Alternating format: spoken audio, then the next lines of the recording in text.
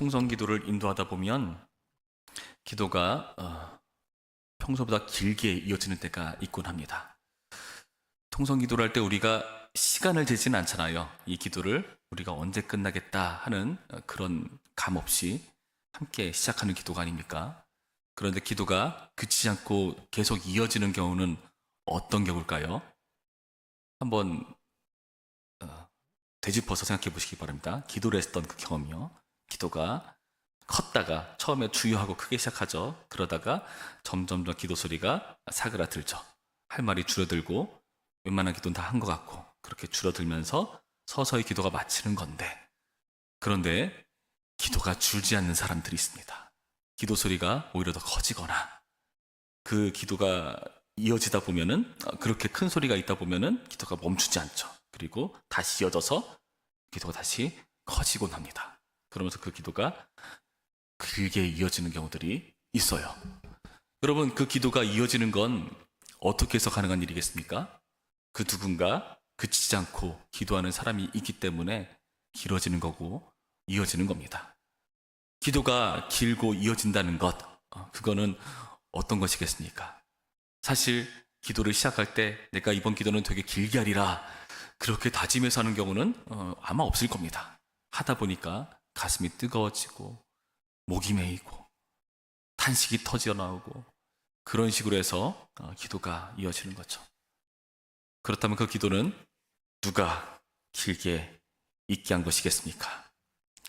우리 마음 가운데에서 탄식하시고 기도하시는 성령께서 그렇게 하는 것이 아니겠습니까? 오늘 본문이 바로 그 내용을 다루고 있습니다. 이스라엘의 범죄에 대해서 정말 가슴 아파하고 탄식하는 사람 에스라가 있죠. 이 에스라는 어떻게 기도를 합니까? 1절 말씀 볼까요? 이렇게 되어 있습니다. 에스라가 하나님의 성전 앞에 엎드려 울며 기도하여 죄를 자복할 때에 엎드려서 운다. 그리고 기도한다. 죄를 자복한다. 하나님께 항복하는 그런 마음이 엎드리는 아마 동작으로 나왔을 겁니다. 그리고 그 죄에 대해서 애통해하는 마음이 자연스럽게 우는 걸로 터져 나왔겠죠. 그리고 죄를 자백했다는 것, 이건 좀 쉽지가 않은데요. 왜냐하면 에스라가 죄를 짓진 않았거든요. 이스라엘의 죄에 대해서 자기 죄로 여기고 그렇게 기도를 하고 있습니다. 사실 자기 죄로 여겼기 때문에 그렇게 엎드리고 우는 그런 행동이 자연스럽게 따라왔으리라 생각을 합니다. 이스라엘은 어떤 사람들입니까? 하나님께 큰 죄를 짓고 그 죄에 대해서 하나님께서 바로 심판하시지 않죠. 경고를 하십니다. 선지자를 끊임없이 보내서 말이죠. 그 선지자의 경고에 대해서 이스라엘이 바로 회개하고 통곡하는 경우 물론 간혹 있긴 하지만 대부분 그렇지 않았습니다. 선지자들의 말을 무시하고 또 다른 하나님의 이름으로 예언한다는 사람들이 거짓 선지자죠. 엉뚱한 말을 하면서 우리는 잘 될 거다. 우리는 하나님의 택함 받은 민족이다. 그런 여러 가지 말도 안 되는 말을 꺼내 들면서 백성들을 되게 오도합니다. 그러다 보니까 선지자를 박해하고 핍박하고 죽이고 하는 일들이 비일비재로 벌어집니다. 결국은 어떻게 됩니까? 그 죄에 대한 결과 하나님께서 이들을 심하게 혼내주시는 광경, 그게 바로 바빌론 포로 기간으로 우리는 확인해 보죠. 70년의 기간 동안 그 포로 생활을 뼈저리게 겪으면서 비로소 드디어 에스라 때에 정말 말도 안 되는 기적적인 하나님의 역사로 곧 도로 돌아와 성전을 세우고 그리고 3번에 걸쳐서 그 백성들이 귀환하는 과정을 거쳐 다시금 하나님의 성전을 재건하고 거기서 예배드리고 이제 다시 한번 우리 이스라엘이 제대로 시작할 수 있겠다. 하나님의 백성답게 일어설 수 있겠다 하는 그런 희망의 불씨를 일으키려고 하는 그 타이밍에 누군가 그 불씨를 발로 짓밟아 꺼버리는 격이 돼버린 겁니다. 얼마나 가슴 아픈 일입니까? 그렇게 큰 고통과 죄에 대한 그 결과들을 뼈저리게 겪었는데 말이죠. 에스라는 이 일을 주도했던 인물 중에 한 명이었기 때문에 지도자로서 정말 자기의 죄로 여기고 자백하고 울면서 엎드리는 모습을 보여주고 있는 겁니다. 여러분, 이 태도가 되게 중요합니다. 이렇게 하나님 앞에 울고 엎드리고 기도하는 것. 그것은 바로 우리 안에 계신 성령께서 이 마음을 일으켜서 이런 기도를 하게 만드는 거죠. 그래서 이런 한 사람 때문에 어떤 일이 벌어지고 있는가? 온 백성들이 여기에 감화되어서 변화가 일어납니다. 1절 뒷부분에 뭐라 되어 있었죠? 죄를 자복할 때에 많은 백성이 크게 통곡하며 이스라엘 중에서 백성의 남녀와 어린아이의 큰 무리가 그 앞에 보인지라. 이 한 사람의 기도 때문에 많은 백성이 함께 통곡하며 이 기도의 자리에 동참하는 모습을 보여주고 있습니다. 여러분, 그렇다면은 오늘 말씀을 통해서 우리는 확인해야 될 바, 이 한 사람의 기도가, 한 사람의 영향력이 크다는 것을 알 수가 있습니다. 대단한 부흥의 사건들이 우리에게 들려오곤 하죠. 예전에 과거에 있었던 평양 대부흥이라든지 여러 가지 부흥의 소식들을 들을 때마다 우리는 부러워할 수 있습니다. 요즘은 한국 교회가 많이 시들었고 유럽은 말할 것도 없고 또 다른 부분에서 하나님께서 부흥을 일으키시는 그런 나라들을 보면서 하나님께서 부흥의 불씨를 옮기셨는가? 과연 우리는 다시 한번 부흥할 수 없는가 하는 생각을 갖곤 하는데, 따지고 보면 그 부흥이란 결국에 한 사람으로 시작하는 거죠. 한 사람으로 시작하는 겁니다. 그래서 이러한 한 사람으로 인한 영향력이 크게 발휘되는 걸 볼 수 있습니다. 그리고 더 나아가 이 한 사람을 돕는 사람도 생기죠. 2절 말씀 봅니다. 2절 말씀, 엘람 자손 중 여히엘의 아들 스가냐가 에스라에게 이르되 우리가 우리 하나님께 범죄하여 이 땅 이방 여자를 맞이하여 아내로 삼았으나 이스라엘에게 아직도 소망이 있나니 곧 내 주의 교훈을 따르며 우리 하나님의 명령을 떨며 준행하는 자의 가르침을 따라 이 모든 아내와 그들의 소생을 다 내보내기로 우리 하나님과 언약을 세웠고 율법대로 행할 것이라. 이는 당신이 주장할 일이니 일어나소서 우리가 도우리니 힘써 행하소서 하니라. 일어나라고 이 에스라를 격려하고 힘을 주는 인물 스가냐라는 사람이 있습니다. 이 사람 때문에 5절에 이에 에스라가 일어나 이제 많은 사람들로 맹세하게 하고 그리고 금식하면서 하나님의 일들을 하려고 하는 모습을 보여주고 있죠. 이것이 오늘 본문에 나타난 부흥의 현장이라는 겁니다.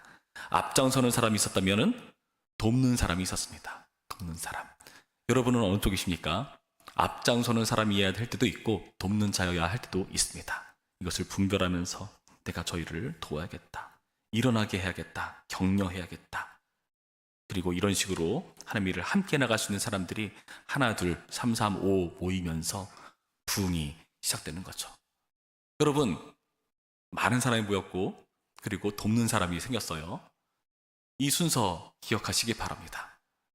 우리도 예수님 안에서 함께 모였고 이 일을 처음 시작해서 힘들게 한 사람들이 있습니다. 우리 부천평교회가 처음부터 이 모양이 아니었잖아요. 아마 작게 시작했을 겁니다. 그러면서 점점 돕는 사람이 생기고 많은 사람이 모이면서 이 자리를 거쳐왔고요. 여러분, 우리는 우리 안에서 누군가 앞장서는 사람이 있다면 돕는 사람도 필요한 겁니다. 그래서 이 부흥이라는 것이 거창하게 많은 사람이 있는 그 분위기에 휩싸여 나도 함께하리라 그런 것도 필요하지만 별거 아닙니다. 한 사람이 시작한 일에 돕는 자로 있으면서 그게 힘을 발휘한다는 것을 기억하시기 바랍니다. 그렇게 따진다면 내가 있는 목장 부흥할 수 있을까요? 있다고 봅니다. 있다고 봐요. 한 사람이 바뀌면 돕는 자가 생기고 함께 변화될 수가 있는 겁니다. 여러분, 분위기라는 그런 환경이라는데 거기에 너무나 매이지 마시기 바랍니다. 한 사람이 시작했을 때 한 사람의 돕는 사람이 있을 때 그게 분위기로 작용하는 거예요. 거기에 한 명 더 붙으면 더 힘을 발휘하겠죠. 우리 목장이 잘 된다면 내가 가서 껴서 해야지?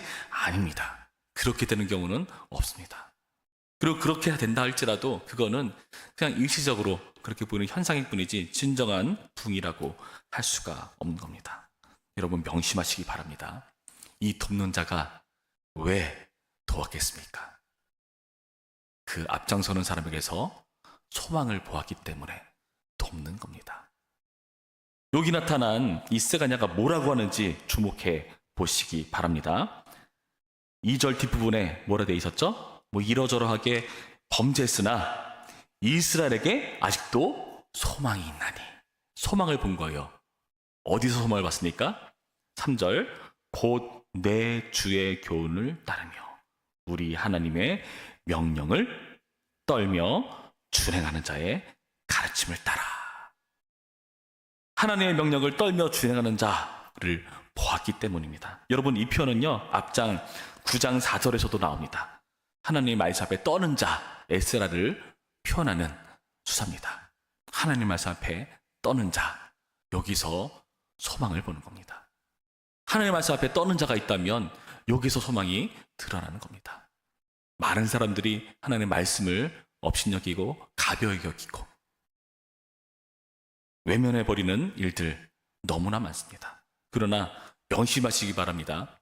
이 모든 부흥의 결국의 첫 시작은요, 주님의 말씀에 떠는 것으로 시작된다는 걸 명심하시기 바랍니다. 여러분, 어떻게 해서 말씀 앞에서 떨 수가 있을까요? 우리가 성경 말씀이 있으면서 막 떨립니까? 그러진 않잖아요. 말씀 앞에 떤다는 게 어떤 의미겠습니까? 이 말씀을 통한 하나님을 대면했다는 뜻이에요. 하나님의 그 거룩하신 앞에서 죄인 우리는요, 당연히 공포를 느낄 수밖에 없습니다. 이 거룩하신 하나님 앞에서 나는 무참히 죽을 수밖에 없는 죄인에 불과하구나. 이 하나님의 거룩성 앞에서 우리는 그런 탄식이 터져나올 수밖에 없는 겁니다. 하나님을 만났을 때 마땅히 자연스럽게 일어나는 반응입니다. 하나님을 만날 수 있는 방법? 말씀밖에 없습니다. 하나님께서 말씀으로 자신을 계시하시니까요. 우리가 성경 필사를 하면서 목장 나눔을 통해서 함께 그 목장 나눔들을 읽으며 그 말씀에 대해서 나누면서 우리는 누구 앞에 대면해야 되는 겁니까? 하나님 앞에 대면하는 겁니다. 하나님 앞에 섰을 때에 우리에게서 이런 변화가 일어나는 것을 명심하시기 바랍니다. 하나님은 과거로부터 지금까지 오직 말씀을 통해서 자신을 드러내십니다. 여러분, 여기저기 삶에서 방황하다가 이렇게 부천평화교회까지 모여오셨을 겁니다. 여러분, 왜 이 교회를 선택하셨습니까? 이 교회를 선택한 기준이 무엇입니까? 자녀를 잘 양육할 수 있는 주일학교? 요즘 되게 중요하다고 하더라고요. 그런 것도 있겠고. 그리고 뭔가 따뜻한 분위기? 그런 것도 작용할 겁니다. 그러나 말씀이 나를 떨게 만드는가? 말씀이 나를 두렵게 만드는가? 여기는 하나님의 말씀이 제대로 선포되고 있는가? 설교자가 강대상에서 이상한 말 하지 않는가? 이게 가장 중요합니다. 여러분, 저는요, 이걸 믿는 사람입니다. 그래서 저는요, 사역 중에서 가장 중요하게 생각하는 게 말씀 준비입니다. 말씀 준비요, 정말 열심히 준비합니다. 왜요? 믿음이 있거든요. 어떤 믿음이요? 하나님의 말씀이 제대로 선포되면 그 말씀에 떨면서 반응한 사람들이 있다는 그 믿음이 있기 때문에 저는 그런 마음으로 설교를 준비합니다. 그렇지 않다면은 설교의 공을 아마 덜 드릴 겁니다. 다른 프로그램으로 퉁치지 뭐. 교재를 열심히 하는 걸로 잘해보지 뭐. 다른 재치나 다른 재능으로, 찬양의 은사로, 여러 가지 것으로 사역하지 뭐. 아마 저는 그랬을 겁니다. 근데 저는 삶을 살아오면서 하나님께서 그거 아니라고 뼈저리게 저의 인생을 통해서 가르쳐 오셨습니다. 말씀이 사람을 바꾼다. 여러분, 이것을 명심하시기 바랍니다. 앞장서시고 도우시는 분이 계시죠. 여기 나타난 에스라, 스가냐, 그보다 더 먼저 앞장서시고 도우시는 우리 예수 그리스도와 성령께서 계십니다. 히브리서 5장 7절 말씀 이렇게 되어 있습니다. 그는 육체에 계실 때에 자기를 죽음에서 능히 구원하시리에게 심한 통곡과 눈물로 간구와 소원을 올렸고 그의 경건하심으로 말미암아 들으심을 얻었느니라. 심한 통곡과 눈물로 간구와 소원을 올렸다는 예수 그리스도. 이와 같이 성령도 우리의 연약함을 도우시나니 우리는 마땅히 기도할 바를 알지 못하나 오직 성령이 말할 수 없는 탄식으로 우리를 위하여 친히 간구하시니라. 우리를 위해서 탄식하며 간구하시는 성령님, 우리의 연약함을 도우시는 이 성령님, 예수님과 성령께서 우리 안에서 일하시는 겁니다. 하나님 앞에서 우리는 떨며 반응한다고 되어 있죠. 이제는 성령께서 우리 안에서 이런 연약함을 도우시는 분으로 탄식하며 간구하신다고 말씀하십니다. 우리는 우리 안에 계신 성령님 때문에, 우리를 위해서 통곡과 눈물로 간구하신 예수님 때문에 마땅히 이런 반응이 나올 수밖에 없습니다. 이 하나님을 어디서 우리가 알 수가 있겠습니까? 하나님의 말씀을 통해서 우리는 대면하는 겁니다. 결국 한 사람의 힘은 하나님, 우리 주 예수 그리스도와 성령님으로부터 비롯됩니다. 그 한 사람은 또 다른 돕는 자를 일으키고 이것이 부흥으로 연결됩니다. 도미노의 연쇄작용처럼 일어나는 거죠. 그렇다면 부흥은요, 내가 있는 자리에서 일어날 수 있습니다.